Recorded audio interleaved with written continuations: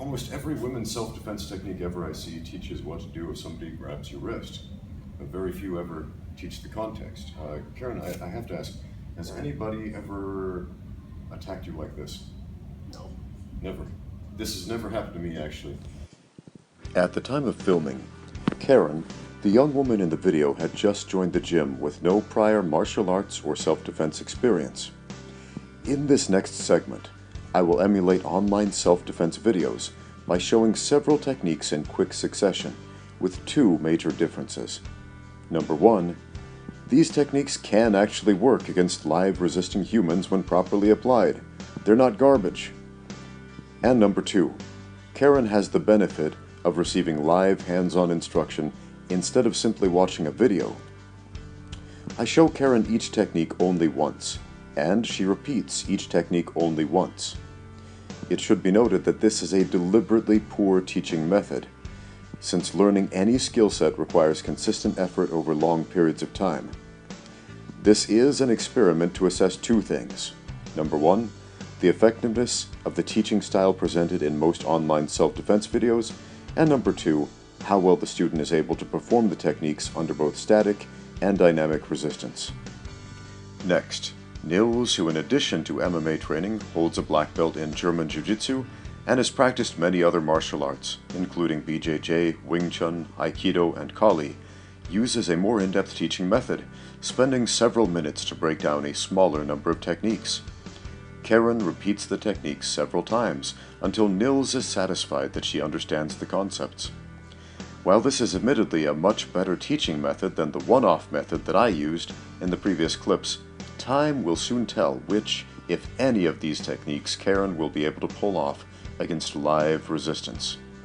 In the upcoming drills, we will use two levels of resistance.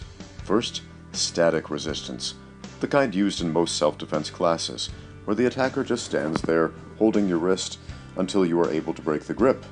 And second, we will drill with dynamic resistance, where we will add the context of surprise and pulling to the attack.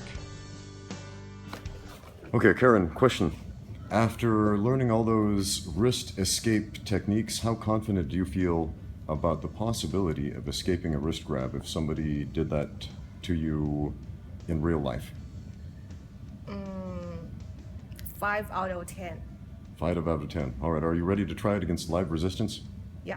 Okay, let's go.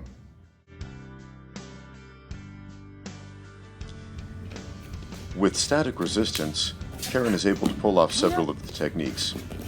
Now, I notice sometimes she uses the ones that Nils taught her, which obviously she has more experience in. Actually, that one I just taught her. But often, in this case, she preemptively pulled her hand away because she was expecting the attack. In fact, let's watch that again in slow motion. Go. You can see her preemptively expecting it, pulling her arm away, and ultimately, with preparation and anticipation, is easily able to defend. Now, let's see what happens when we add dynamic resistance to the drill.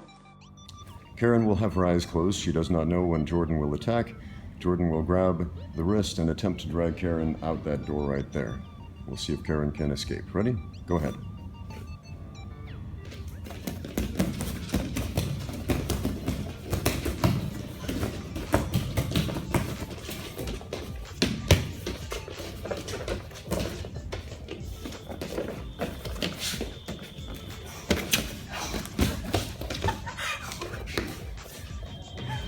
Okay.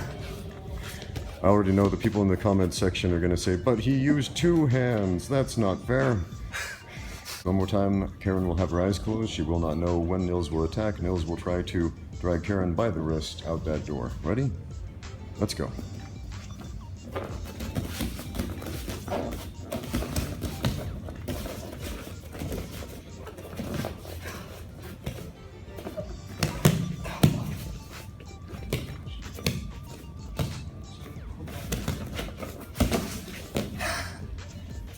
So Karen, how useful were those 3 minutes of self-defense instruction that you got right before the drill? I couldn't remember anything when I was grabbed. So I don't think the 3 minutes techniques is useful at all. Yeah, and you didn't just see a video, you actually had live hands-on instruction, so that's quite interesting. So, what was the difference between when you were just being grabbed and nobody was moving, and when they grabbed the hand and they were trying to pull you away? It's like it's when I was taught I could use the techniques, but when I was grabbed, I don't know how to respond, and I couldn't find the right position to get away. I don't know why. It's like I don't know. So it's really different when there's live Yeah, resistance, totally right? different. So, Karen, question. What do you think would be a better way to train for this kind of situation? Like you trained again and again until you get really familiar about it. Probably you can respond in a more effective way. Out of all the techniques that we tried, which one worked the best and why? Try to avoid setting yourself into that situation. Like, don't walk alone in the evening late outside. I mean, just to prevent them from happening. That's the most effective way, I think. I absolutely agree. An ounce of prevention is worth a pound of cure. Anything else you'd like to say? Actually, I was pretty shocked because I have never experienced this before. So, I mean, it just happened.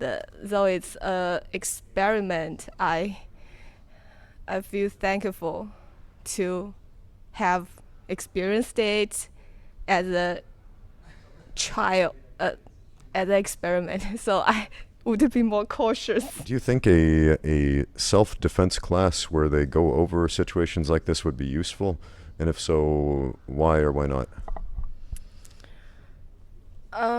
If self-defense course is simple like that, I don't think it's gonna be useful unless you, as I said, practice again and again until you get familiar with it, until you don't get a panic when you really confront the situation. So we were just talking about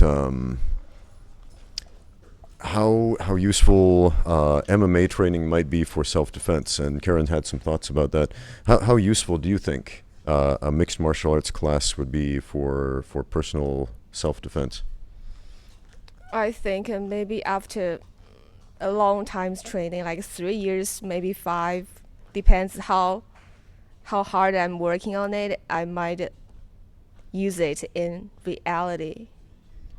Yeah, I would absolutely agree with that. There are no shortcuts for training. I mean, just to get a good base to all the general possible positions and situations you might be in a fight, and to get halfway decent at responding to those situations. Yeah, it's going to take at least a few years.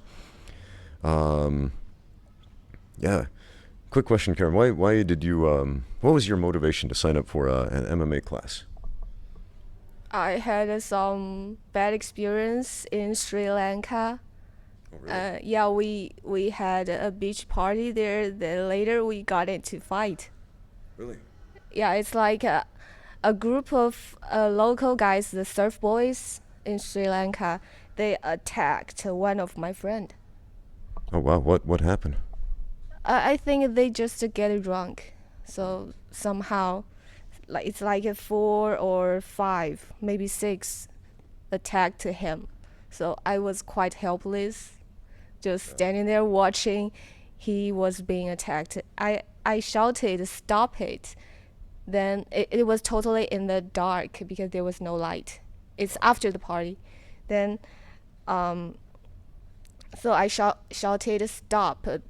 One of the guy came up to me and started to attack me. Oh wow! Yeah, but I didn't really get hurt. He just attacked me for several times. I didn't fight back, so he just stopped. But this experience had some influence on me, so I want to be stronger. If you had to go back and do that, have that experience again, experience a fight like that again, how much do you think what you're learning right now would come into play? I don't think what I've learned will help me right now. So, so if I, so if I, so um, if I was in that situation again, I would just run away, I think. But if after like more practice, I probably can respond differently. Okay. Well, fantastic. Well, I appreciate your time, Karen. Thanks so much for coming and thanks for being part of the class.